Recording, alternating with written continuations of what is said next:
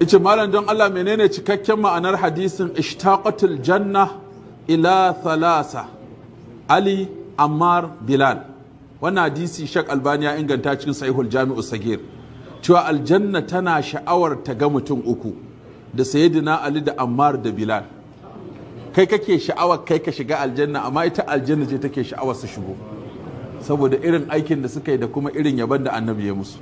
Ka san kowa akwai kujerar da annabi ya bashi.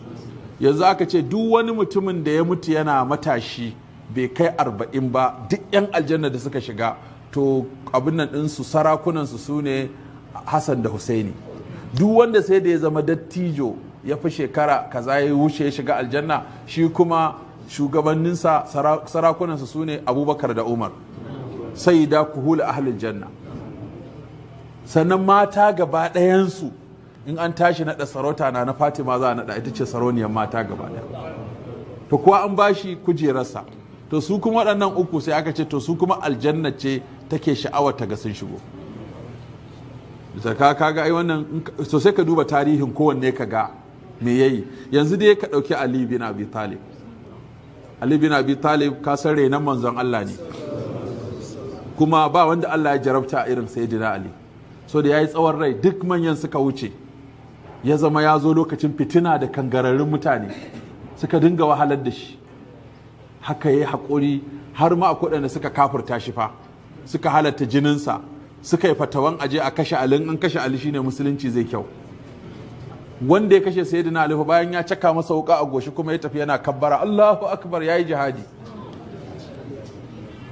Wata ran an yi taro wani ya ce ka duba Indiya suna da mutum miliyan 1000 da ɗori. China akwai mutum miliyan 1000 da ɗori.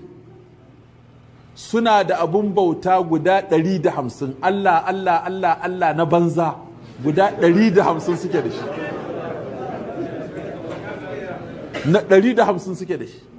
Sannan suna da aƙidu daban-daban har 800. Amma ba a faɗa a ƙasa.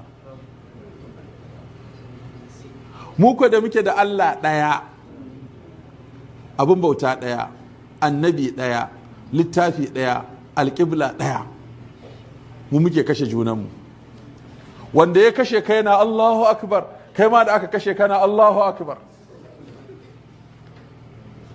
Shi da ya zo kashe ka, in an kashe shi zai ce ya yi shahada. Kai in an kashe ka kai ma dangin ka su ce ka yi shahada. To wai shahidin a ciki. Kana sallah ya ce bai da sallar ka ba, kana musulunci ya ce bai da musuluncin ka, kai ya mahalata a kashe ka, an kashe ka ma aljanna za a shiga lada za a samu. Da haka in ya zo yana kashe ka yana Allahu akbar. Da haka tunda ya ce zai kashe ka to ko kana sallah ba Allahu akbar ba jinin ka ya halatta. Da haka za a iya binka a masallaci in kana karatun Qur'ani kana sallah duk za a iya kashe ka ko kana waɗannan. To ina musulunci yake a nan? To wannan shine babban matsalar mu. Muna cewa Allahu akbar amma kuma muna ta kashe juna.